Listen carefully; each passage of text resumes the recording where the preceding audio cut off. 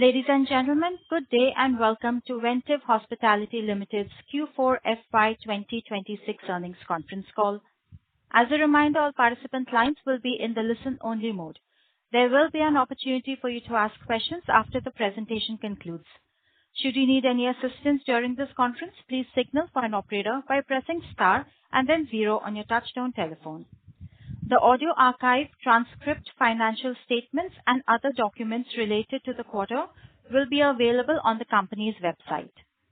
We have with us today the management team of Ventive Hospitality Limited, represented by Mr. Ranjit Batra, Chief Executive Officer, Mr. Paresh Bafna, Chief Financial Officer, and Mr. Milind Wadekar, Executive Vice President, Finance and Investor Relations. Please note that Ventive Hospitality Limited does not provide specific revenue or earnings guidance. Anything said on this call which reflects management's outlook for the future or which could be construed as forward-looking statement must be reviewed in conjunction with the risks that the company faces. These risks are outlined in the second slide of the earnings update presentation available on the company's website. I now hand the conference over to Mr. Ranjit Batra. Thank you, and over to you, Mr. Batra. Good afternoon, everyone, and thank you for joining us today. FY26 has been an important year for Ventive Hospitality. It was our first full year of reporting as a listed company, and the year demonstrated the strength of the platform that we've built. High-quality hospitality assets, a stable annuity backbone, disciplined capital allocation, and active asset management across the portfolio. I'm proud of what Ventive has delivered this year. A strong growth in revenue and in EBITDA, expanded margin, strengthened our balance sheet, and finished it.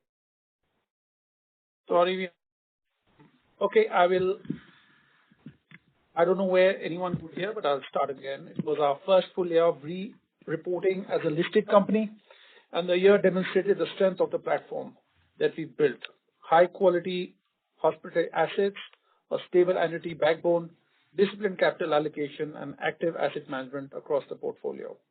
I'm very proud of what Ventive has delivered this year. Strong growth in revenue and in EBITDA, expanded margins, strengthened our balance sheet, and finished the year with a healthy momentum across the platform. For the full year FY26, revenue stood at 2,666 crores, up 24%, while EBITDA grew at 28% to 1,299 crores. Full year EBITDA margin improved to 49% compared to 47% last year. For quarter 4 FY26, consolidated revenue grew 21% year-on-year to 870 crores, while EBITDA grew 28% to 476 crores. EBITDA margins expanded to 55% compared to 52% last year. Another important milestone for us is that the profit after tax has now crossed 500 crores. For Ventive, this is just not a financial number. It reflects the quality of our asset base, the benefits of scale, disciplined financing, and the operating strength of a platform that we've built. The year also tested the resilience of our business model. We saw travel disruption during the year. This included the impact of Operation Sindoor, geographical tensions, aviation uncertainties, and temporary pressure in certain travel corridors. Despite these headwinds, the platform delivered growth and returns for stakeholders. The key point is simple. Revenue growth translated to higher EBITDA growth. That reflects operating leverage, better cost discipline, improved revenue quality, and the benefit of diversified platform. Our performance was not dependent on one geography, one asset, or one demand segment. In India, Maldives, and annuity all contributed in different ways. FY26 showed the strength of Ventive's model: luxury-led hospitality for growth, standout assets in strong markets, annuity income for stability, and active asset management for performance. Let me start with India. Our India hospitality business delivered a strong full year performance, even though occupancy was impacted during some parts of the year. India business was clearly a rate-led story. ADR grew at 13% to 12,500. REF grew 10%. to 8,000, and TRevPAR grew at 12% to 15,000. Occupancy was at 64%, lower by around 2 percentage points year-on-year. Despite the lower occupancy, India delivered double-digit ADRs, RevPAR and TRevPAR, and EBITDA growth, along with 300 basis points of margin expansion for the full year. That tells us the market is supporting strategically located premium assets. In Q4, India performance was impacted by a rebranding shutdown of Aloft Whitefield, and travel disruption led occupancy softness. However, the full year performance is far more relevant indicator of underlying trajectory, where we demonstrated double-digit growth in key numbers. Pune continues to benefit from limited premium supply, rising corporate demand, GCC-led office growth, manufacturing-led business travel, and infrastructure improvements.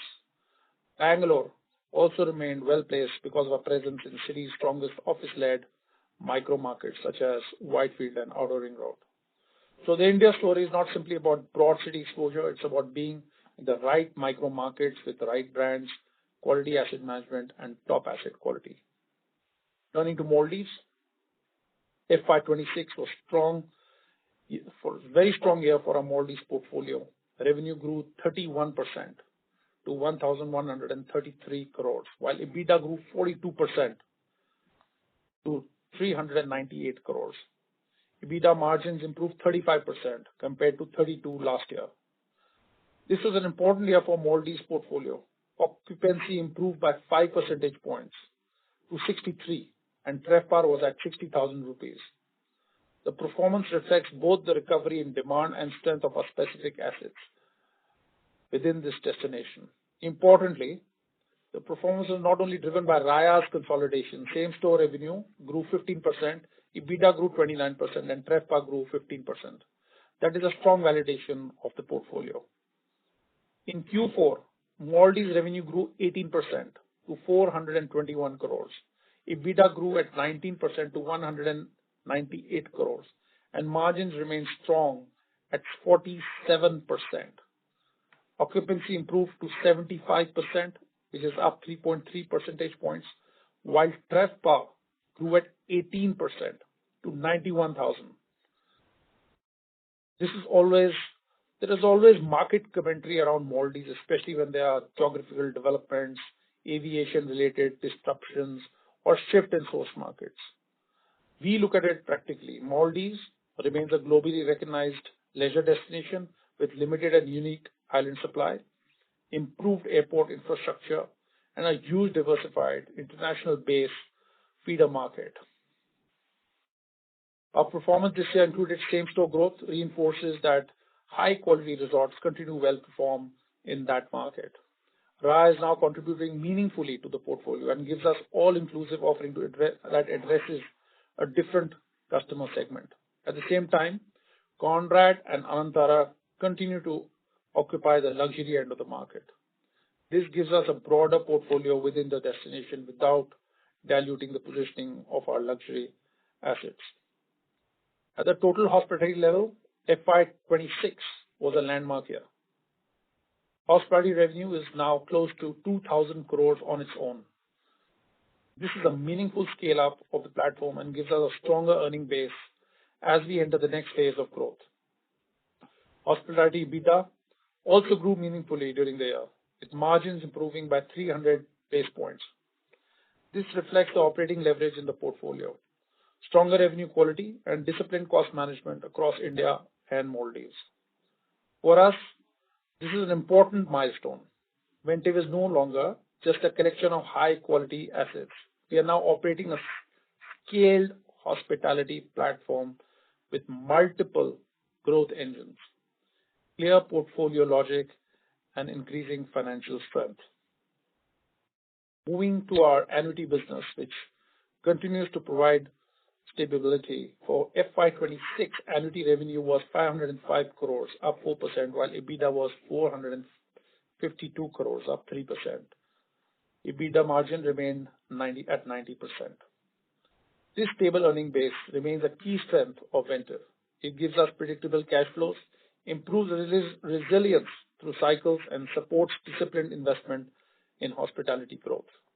During this year, we also announced Narmada Estate, a land parcel in East Pune, identified for annuity development.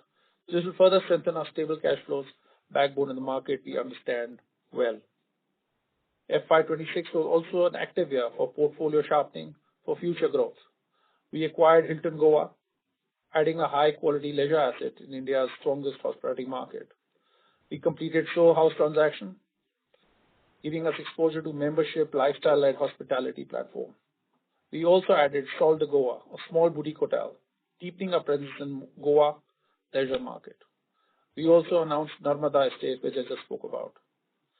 Each of these transactions, funded by internal accruals, has a clear role in the portfolio: leisure exposure, lifestyle-led hospitality, wellness capability, annuity stability, and long-term value creation. The common filters remain quality of location, product relevance, execution feasibility, and return discipline.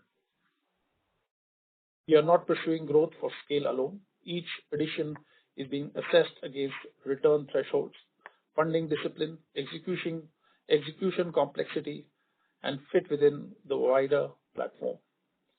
At the same time, we also reassessed the Mundra opportunity and decided to keep it on hold for now. We continue to evaluate that return profile, strategic fit, at the timing of capital deployment. During this year, we became sharper on where we want to deploy capital: luxury and premium urban assets, leisure, wellness, lifestyle-led hospitality, stable annuity assets, and where the cash flows are visible. Moving on to the development side, our active projects continue to progress. The AC by Marriott conversion in Bangalore is progressing in line with plan. This project involves repositioning the Whitefield asset into stronger brand and product for that particular micro market. This asset remains well placed given Whitefield's office-led demand base, the depth of corporate activity in that catchment. At Varanasi Marriott, construction and design related work is in progress. Varanasi remains attractive because of the obvious reasons that we all know, especially the spiritual tourism, domestic leisure, and improved connectivity. Varanasi also has very limited branded premium hotel supply. For Ritz-Carlton Reserve in Sri Lanka, design and planning work continues. The focus is on developing a luxury resort. There's two to the brand. This is going to be one of 9 Ritz-Carlton Reserve in the world, so it's a premium brand, appropriate for the destination and capable of creating long-term value for the platform. Across the pipeline, our approach is the same: execute carefully, protect product quality, manage capex discipline, and bring assets to the market only when the proposition is right.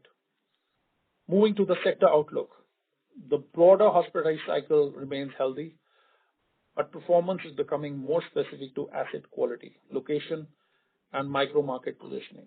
Demand across corporate travel, MICE, weddings, domestic leisure, and international leisure remains healthy. At the same time, new supply is difficult to create quickly because the hotels require land approvals, capital, and long development timelines.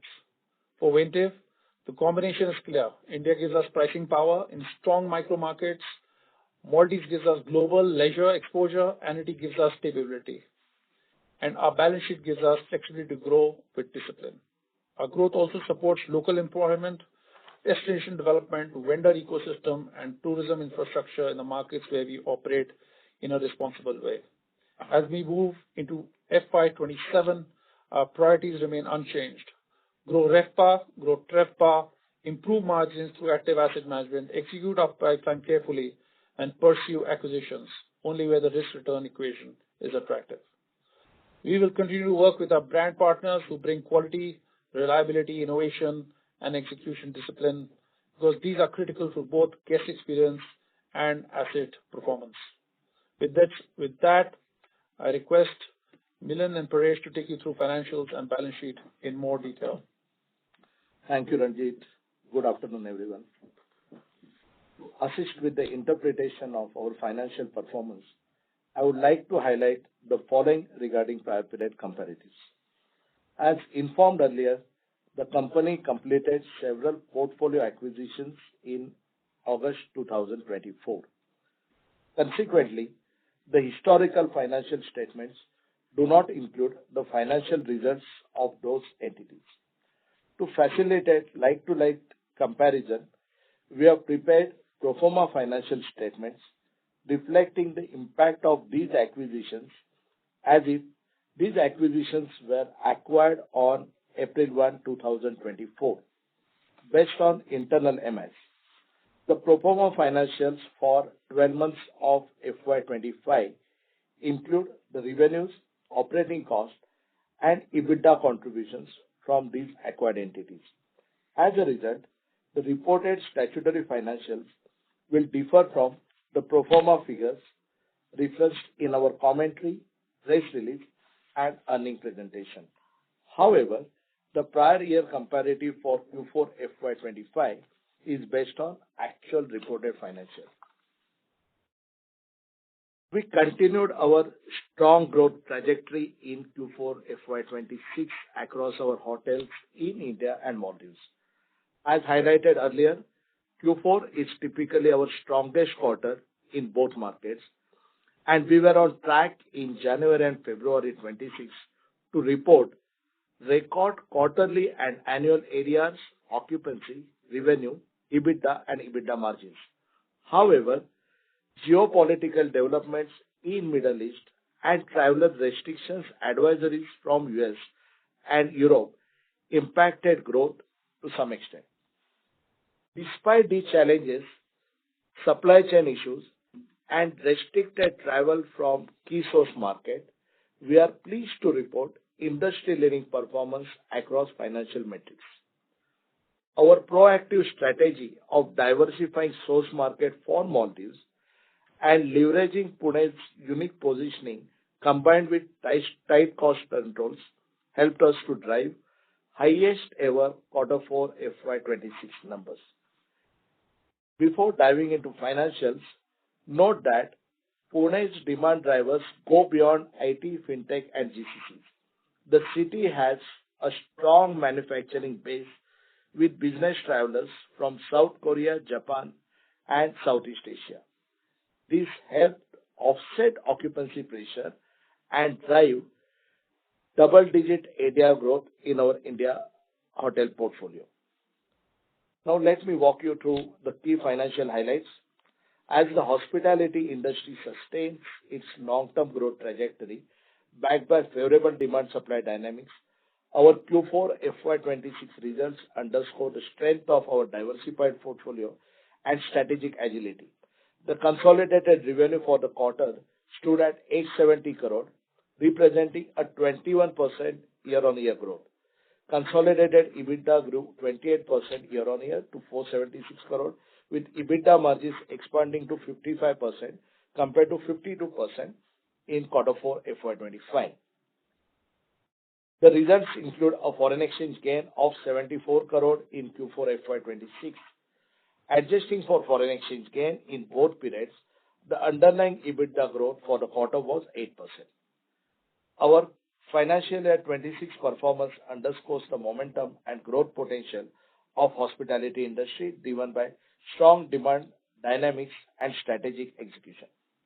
Consolidated revenue for FY26 grew 24% to 2,666 crore, while EBITDA rose 28% to 1,299 crore, close to 1,300 crore mark, expanding margins to 49% from 47% in FY25. The results include a foreign exchange gain of 138 crores. Adjusting for this, the revenue crossed 2,500 crore mark and EBITDA crossed 1,160 crore. Had geopolitical disruptions not impacted operations in March 26, our adjusted EBITDA, that is adjusted for foreign exchange gain of 138 crore, we would have crossed 1,200 crores EBITDA versus 992 crores in FY25, marking a robust 20% growth. Our FY26 hospitality segment, excluding annuity income, was little shy of 2,000 crore with a revenue of 1980 crores and EBITDA jumping 33% to 735 crores. This reflects our strong operating leverage, cost discipline, driving a robust 49% flow-through on 375 crore incremental hospitality revenue in FY26, despite external headwinds. We have crossed another significant milestone with profit after tax exceeding 500 crores in FY26, just in the second year post-listing. This achievement is driven by significant reduction in the debt and finance cost, alongside lower average interest rates. As a result, we are generating sufficient cash from operation, enabling us to fund our aggressive growth plans predominantly through internal accruals, and we are poised to deliver higher PAT in the years to come. In Q4 FY26, our consolidated hospitality segment revenue grew 13% year-on-year to 658 crore, with EBITDA up 9% to 295 crores. Margins stood at 45% versus 46% in Q4 FY25.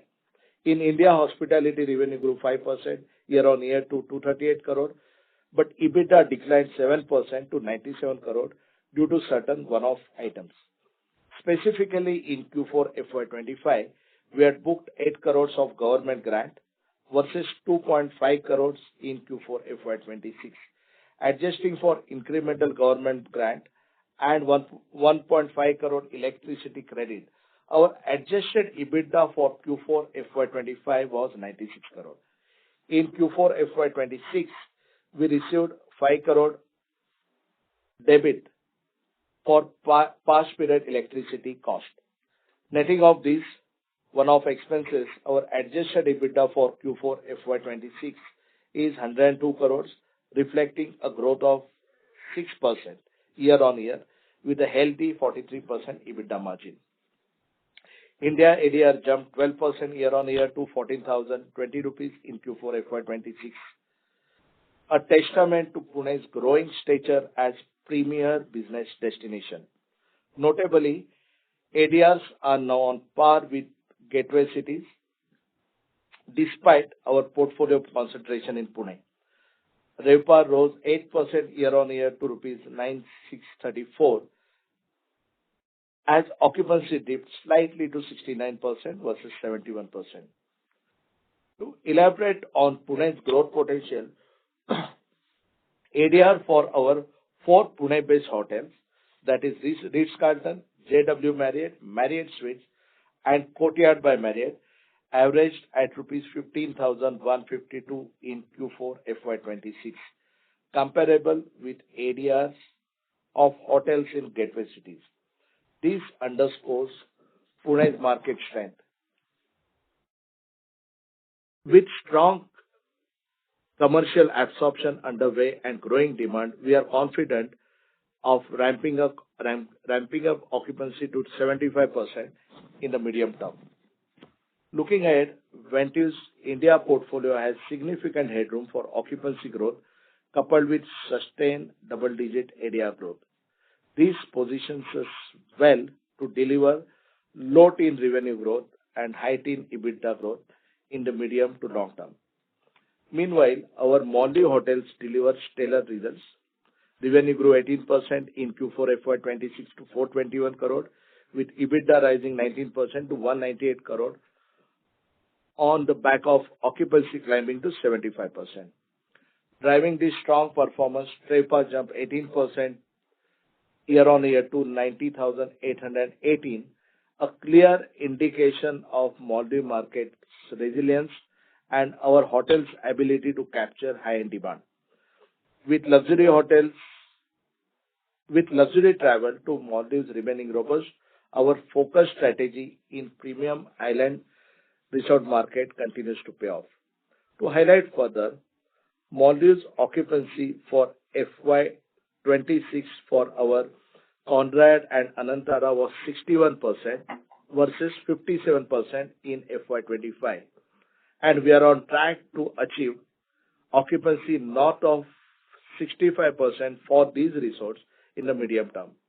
While short-term blips in occupancy are possible due to external factors, the long-term story for Maldives remains intact, driven by commencement of operation of New Malay Airport and improved direct flight connectivity to key source markets. For FY26, hospitality revenue grew 23% to 1980 crore, with EBITDA rising 33% to 735 crore. Hospitality EBITDA margins expanded by 300 basis points to 37% versus 34% last year. India hospitality revenue grew 14% to 846 crore, with EBITDA up 24% to 337 crore. ADR for India businesses was 12,516, up 13%, while RevPAR grew 10% to 7,952. RevPAR growth was slightly lower than ADR growth as occupancy dropped due to disruptions in FY26.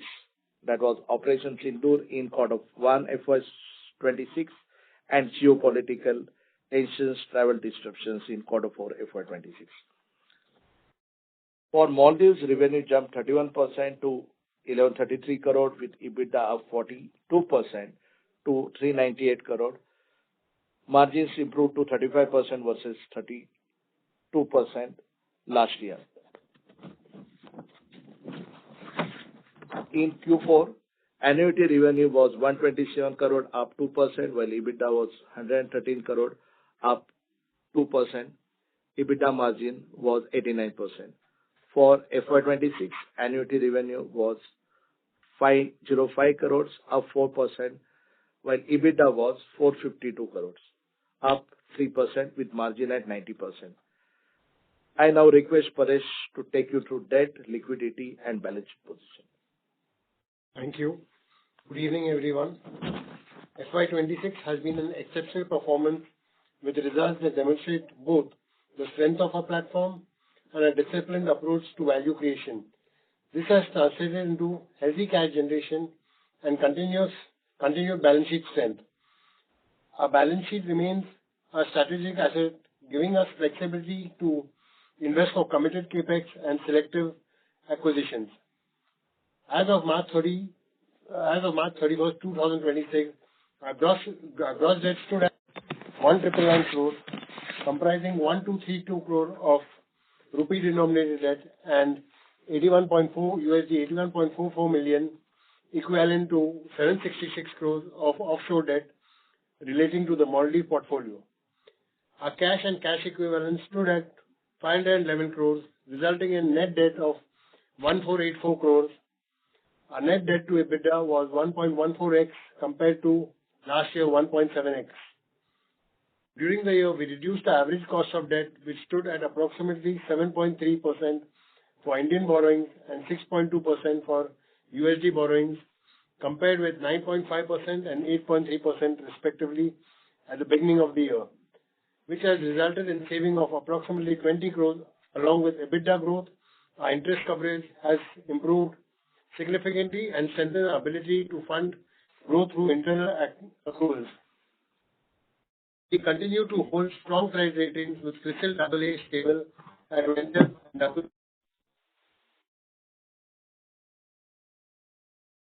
Sir, we are not able to hear you. These ratings reflect the quality of our asset base, stable annuity cash flows, operating performance, and prudent leverage profile. We approach the next year with a strong brand portfolio, fortified balance sheet, and remain confident in our ability to deliver long-term value through operating excellence and disciplined capital allocation. Thank you. With this, I keep the floor open for questions. Thank you very much, sir. Ladies and gentlemen, we will now begin with the question and answer session. Anyone who wishes to ask a question may enter star followed by 1 on your touchtone telephones. If you wish to remove yourself from the question queue, you may enter star and 2. Participants are requested to please use only handsets while asking a question. We will wait for a moment while the question queue assembles. The first question is from the line of Sumant Kumar from Motilal Oswal Financial Services. Please go ahead. Yeah, hi. So my question is regarding the current scenario, and we have seen a business disruption in March. Considering current scenario, how is the how you predict FY27, and how is the things going to happen considering inbound has been impacted, and also Pune market outlook, considering all the infrastructure and what you talked about, all the foreign inbound. So can you talk on that also? Yes, thank you for the questions, Sumant. Good to see you on the call.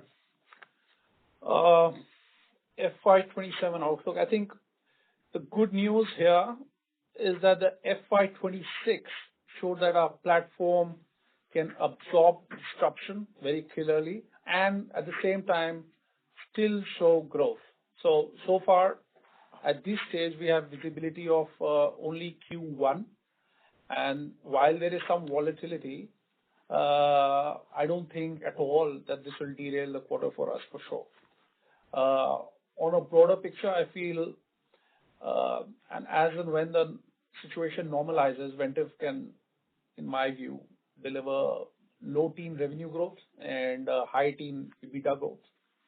And now that it's very clearly established that our India portfolio has a higher rate base, and there's still room for occupancy headroom. So that's where we are. And I think on a Maldives has a broader market coverage, and Raya is now firing after its solid ramp up. That is really clearly helping our portfolio as well. So with all these combinations and the annuity remaining stable, I think as we enter FY27, I think we are in a better position than last year. I think that's a short answer, the last line to your question. And as far as your second question regarding the Pune market, yes, there is room for both occupancy and ADR growth in the Pune market. Pune, as you know, and through Milan's introduction commentary, we've heard that Pune is not behaving like a secondary hotel market anymore. The demand base has changed.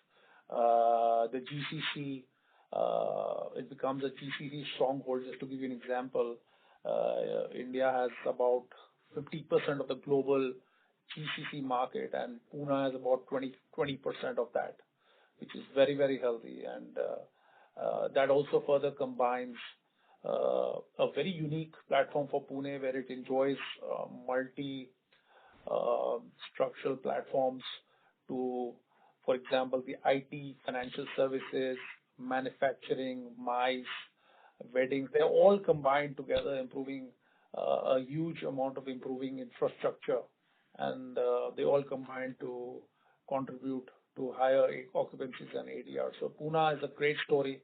We love the fortification of Pune with our assets.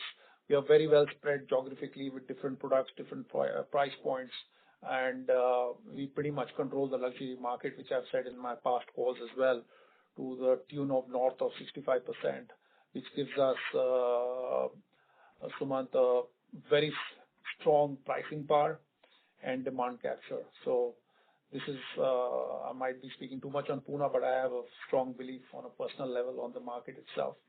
And some data on that, I think, while we are talking about it, I think Q4 India ADR was up 12% at 14,000 rupees and up 12%. So and the full year was about 13% increase on ADR alone. So market has clearly accepted the high pricing, which I was trying to say, and the double digits in RevPAR and TRevPAR continue to grow.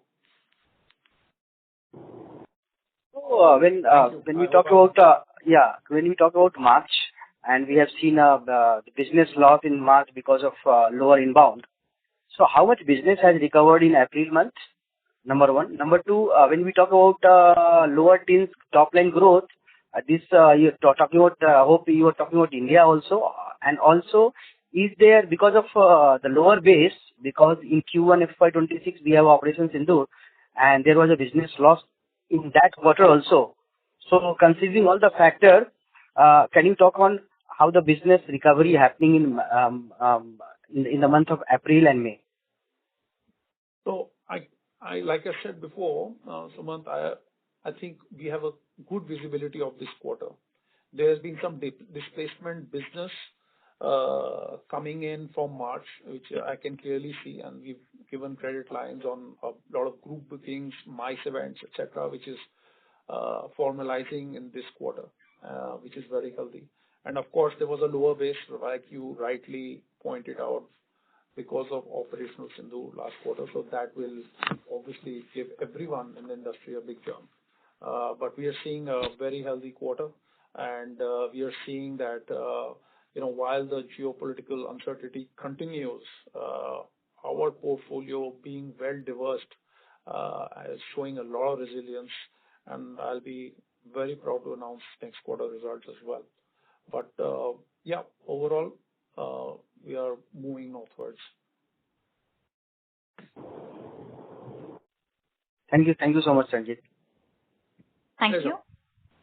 The next question is from the line of Vaibhav Mule from Haitong Securities. Please go ahead. Mr. Mule, your line is unmuted. You may ask your question. Am I audible? Yes. Okay. Yes, Great. please. Hi. Congratulations on good set of numbers, Ranjit sir and Milind sir. My first question was on our capex in FY26. If you can highlight that and the utilization of our cash flows, considering we have seen some reduction in gross debt. And going forward, what kind of capex do you expect over the next 3 years? That's my first question. So, Vaibhav, we have reduced our debt to less than 1,500 crores now. And our capex for next 3 years will be around 1,000 crore for our Bangalore hotel, for our Sri Lanka hotel, and some FF&E. And most of these will be funded through our internal accruals. And we are confident our internal accruals are sufficient to fund our capex for the announced project. Right? If I have to walk you through our cash flows for FY26, our EBITDA was close to 1,300 crore. If you adjust it for foreign exchange gain, interest payment, and tax payment, we generated around 850 crore rupees in cash. Out of that, 400 crore we used for paring down debt. Okay. If you look at our debt slide, our debt reduction is 1,300 crore. That after absorbing 100 crore incremental debt we have taken for Hilton Goa. We have invested around 200 crore for acquiring Hilton and Soho House stake, and 200 crore rupees was for capital work in progress and capital advances. Right. So all in all, we have around 500 crore cash today. And even if I reach to 2,300 debt, which was debt as on FY25, I am sitting on 900 crore rupees pipeline. Further, we'll generate some internal accruals in the current year. So we are confident of funding everything to internal accruals. Understood, sir. My second question was I'm on, sorry to interrupt, Mr. Mule. Could you return to the question queue? We have several participants awaiting their turn. Thank you. Participants, as a request, please limit your questions to just one question per participant. We have several participants awaiting their turn. The next question is from the line of Sumit Kumar from JM Financial. Please go ahead. Hi, sir. Good afternoon. Thanks for the opportunity and congratulations on a good set of numbers. My question is on, the revenue numbers for all the three businesses. If I add all the three, it comes to about 7,858 million for the quarter, while the revenue from operations is a bit different. So could you just explain explain that gap? So that is other income, and we are accounted for around 78 crore rupees exchange gain in the quarter. So that was part of our other income. Okay. Okay, sir. I'll come back in the queue if I have more questions. Thank you. Thank you. The next question is from the line of Abhay Khaitan from Axis Capital. Please go ahead. Yeah, hi. Thank you for the opportunity. So my question is on the Q4 performance on the international side. So while the total RevPAR growth of 18% is quite impressive, but when I look at the split between the room revenue growth and the F&B growth, it seems that room revenue is it's declining and F&B is up about 46%. So can you explain how is the accounting done for classification of revenues from Maldives, which is resulting in this? I don't think it should be looked at a decline. Actually, the portfolio room contribution remains pretty much intact, while F&B has seen a marginal growth. I think that's pretty much it. On the international front, what we see is a 39% growth in F&B, and that's the number that. No, 39% is contribution. The growth is around 10%. Yeah. So just to understand, Abhay, the contribution is 39% in the F&B and 49% is the rooms part. Yeah. Yeah, but if you look at the YOY growth, it appears to be higher for F&B compared to room revenue. Is that understanding correct for the international revenue part? Yes, that is correct. Yes, and then there are some allocations with Raya being, I think, all-inclusive. That's where maybe that understanding is correct. Okay, understood. And I don't know can I ask one more question? Yeah, please go ahead. Sure. Yeah. So I do not understand about the timeline. So you have added the Soldigo property. So is it available right now, and will it hit the books from this year, or do you expect that some capex to be done in that? And for the other properties as well, like Varanasi and Sri Lanka, if you can explain the timeline when this could be completed.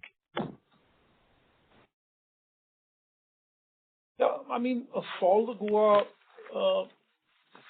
is added to is not a very big balance sheet move, and I think it's not a running property as such as now.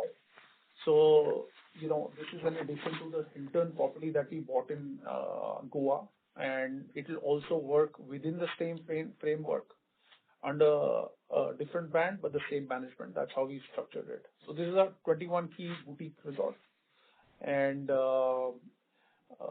from the other question about the Whitefield AC, that will be completed by March 2027. Just to give you a feeling on the existing capacity build up, the Varanasi Marriott is progressing, like I said before, and the completion timeline is FY28. And Ritz-Carlton, I'll just give the data anyway, and even if you didn't ask, the Ritz-Carlton Reserve, these are 3 assets that are coming, and that is coming to a completion timeline in FY28. Got it. Thank you. That is very helpful. Thank you. The next question is from the line of Karan Kamdar from Choice Institutional Research. Please go ahead. Hello, sir. Congrats on a good set of numbers. Thanks for the opportunity. Sir, I wanted to understand now that Middle East is there's no flights in and out and very limited flights. Where are the travelers coming for our Maldives property from? And what kind of impact would you see specifically in Maldives? Look, it's just, I don't know whether it's a coincidence or what, but typically the 2 strong quarters are mainly, contributed from Europe, typically. The strong quarters of Q3 and Q4. And Q1 typically moves into a totally different geography, and this is a traditional business for Maldives, moves from China, Russia, Korea, Japan. And this is, take it from me, it's a coincidence. This is I'm not answering to suit the narrative. And this is the way Maldives behaves. So we've just moved into the different market size, which has shorter duration, shorter planning to actually make the bookings. And that business, especially China, Korea, Japan, is looking very, very healthy and strong for us in Maldives. Got it, sir. Can I ask one more question if I have some time? Yeah, sure. Sir, so I get that Pune, we have some 66% market share in luxury. What kind of expansion are we seeing in luxury, and what is our mix of FTA and domestic for Pune specifically? So, I mean, this is the supply-constrained market. We love supply-constrained markets, both Pune, Maldives. These are the two markets that are there. We don't see any major supply coming in the next 4 to 5 years in the luxury segment, considering we've captured most of the key strategic opportunities in Pune itself at different price points and different products. So we have a clear runway. And as far as the FTA is concerned, we have a 60% contribution from FTA and 40% contribution from domestic. So you still don't see an impact because of lower FTAs, or FTAs are improving? Any color on that? Just last question, if I can. So, Karan, let me give you a few more data points. I mean, see, hospitality, I mean, luxury and upper upscale is directly linked to commercial office absorption, right? And typically 1 million square feet adds around 8,000 to 10,000 professional employees in a specific micro market. And how that office absorption contributes to hotel business, there are three channels. One is transient travel, then internal relocations and MICE, right? And we have seen historically 2016 to 26 in Hyderabad and Bangalore, 1 million square feet commercial office absorption has added around 30 room nights business for luxury and upper upscale. But that may not be the case for Pune since international connectivity is very limited. But even if I take 10 room nights for 1 million square feet, it will add a lot of room nights for us, right? And last year's Pune's commercial office absorption was around 7 million. So we can estimate 70 room nights additional business. And next 5 years absorption is estimated at around 40 million. So we are very confident we'll do well. Our occupancy will go up in medium term, and we'll hit 75% occupancy. No, thanks. That was very helpful. All the best, sir. Thank you.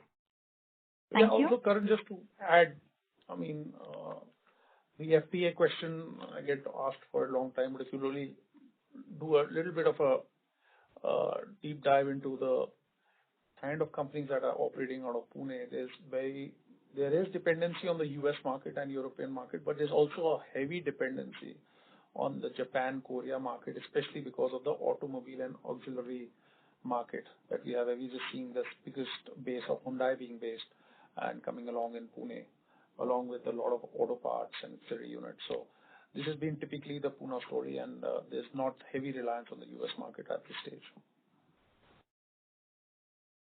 Got it. This was really helpful. Thank you so much, sir. Thank you. Thank you. Thank you.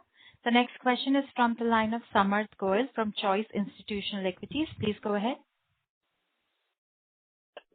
Hi, hi Ranjit, hi Uday. So one question from me is that with respect to Hilton Goa and Soho House, are we still on with the expansion plan we mentioned earlier, with, like the new keys coming, villas coming up, and the Soho House Delhi, or Yes, Samarth, Hilton is a very important acquisition for us, very timely. We're seeing a little down cycle, and we're going to use this down cycle for our advantage while we rebrand the asset and add additional 60 to 70 keys and come up with a brand new hotel with a new brand and a new experience and great management that we hope to bring along with our partners at Hilton. So yes, they will be additional. We also plan advanced stage talks to push Sol into the same portfolio. So adding all the keys together, we'll have a healthy 200 keys with customers to experience a lifestyle boutique hotel within the same hotel as well, while using operational efficiencies from the Hilton hotel by itself to support the 21 keys and the 60 keys, 60 to 70 keys. While Betim Land, a branded residence, is also work in progress at design stage. So we plan to, as I've explained in previous quarters, raise some capital on that. Regarding Soho, Delhi, that is too on track, completion within the next 2 years. That's what we are looking at. Got it. Thank you, Ranjit. Thank you. Thanks. The next question is from the line of Jay Kant Beria from IIFL Capital. Please go ahead. Hi. Congrats on great set of numbers, and thank you for the opportunity. So, 2 questions, if I may. First, if you could, Jay, we cannot hear you. Be louder, please. Is this better? Okay, go ahead. Yeah, we can hear. Yeah. So if you could highlight separately for the India and the Maldives portfolio, the initiatives that we are taking both on the cost side, given the input prices pressure. So how we are protecting our margins on that front, and also how on the India portfolio, have we seen some demand mix changing in terms of leisure and business travel? Okay, let me take the margin question on India and Maldives. I think I'll take it separately. I think, the margin story was different in India, and it's been different in Maldives. In India, we moved the margin to 40% from 37, yeah. And this is also despite of little bit softening on the occupancy. So the operation leverage kicked in with the rate that we did in India, that ADR was up 13% and RevPAR 10%. I think that's where a lot of operational leverage came out from. In Maldives, the improvement was both volume and it was efficiency led. I think FY26 margin improved to 35% from 32. I think that was a great achievement. I'm very proud of what we achieved there. Occupancy also really helped. That moved 5 percentage points to 63. And the high, how it works in Maldives is that the high fixed costs, once they are tackled, I think and the extra occupancy, they make a huge difference in the margin. And we've done a lot of things in Maldives, frankly. I mean, there's a lot of initiatives looking at the biggest cost, which is utilities, which we are doing through our solar project initiative. So we are doing cluster procurement. We're doing channel market mix. I think the revenue department is doing a great job, and marketing departments. We're all coming together to create this story and EBITDA margin growth. Sure. And also, can you highlight, have you seen any mix changing in terms of business and leisure for the India portfolio?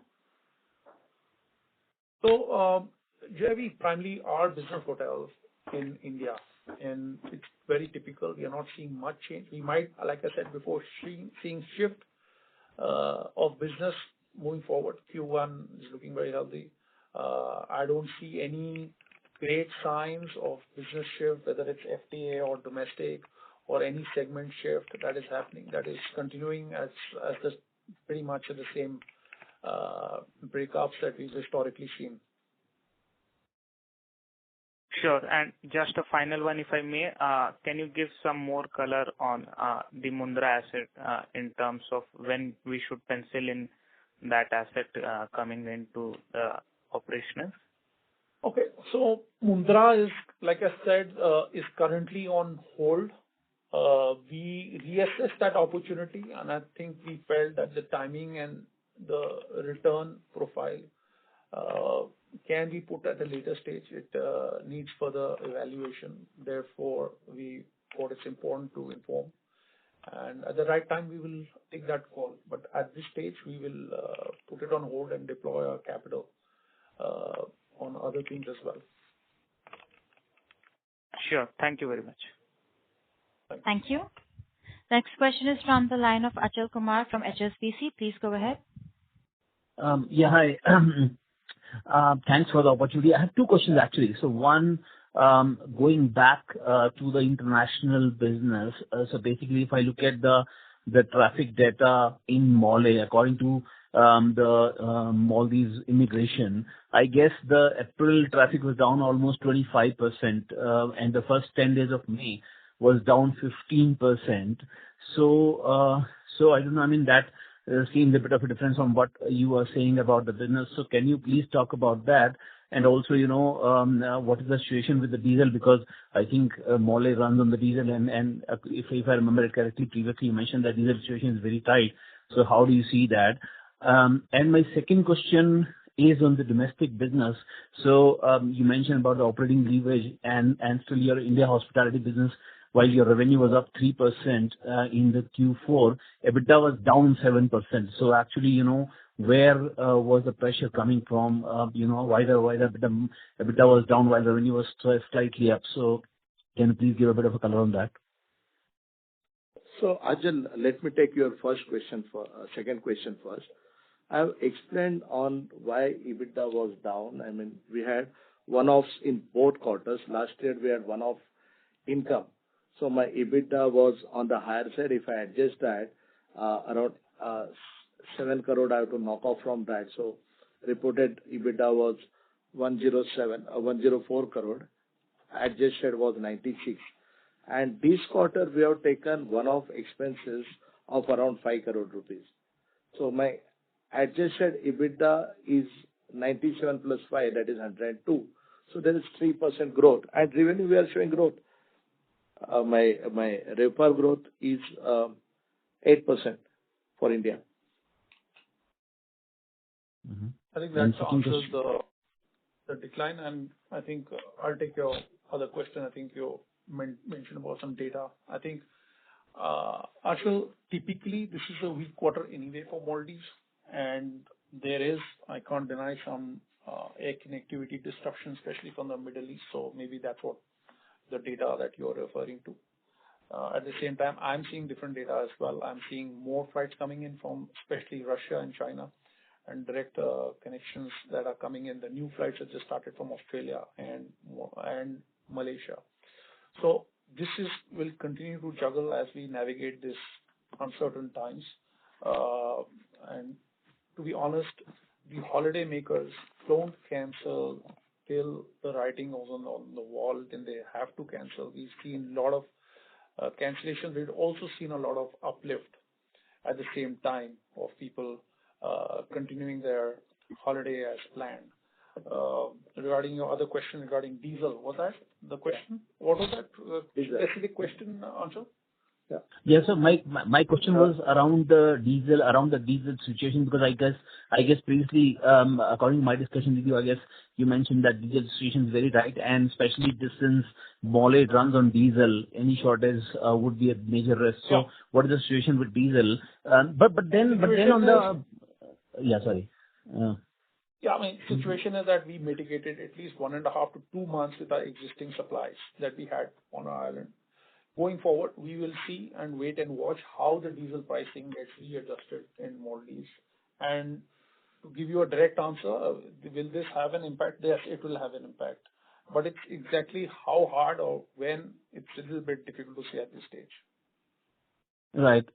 Sorry, I mean, on the Mole traffic, so you mentioned the flights are increasing, but the number which I spoke about was the immigration traffic number. So that should actually, don't you think that should have captured the traffic number, which is down majorly? So, I'll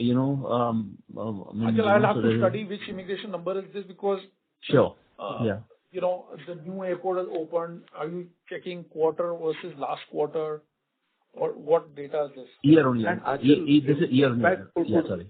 Year on year is very spiky in Maldives, like I said before. The last data was that it was the growth from 2 million has already reached 2.5 million in Maldives.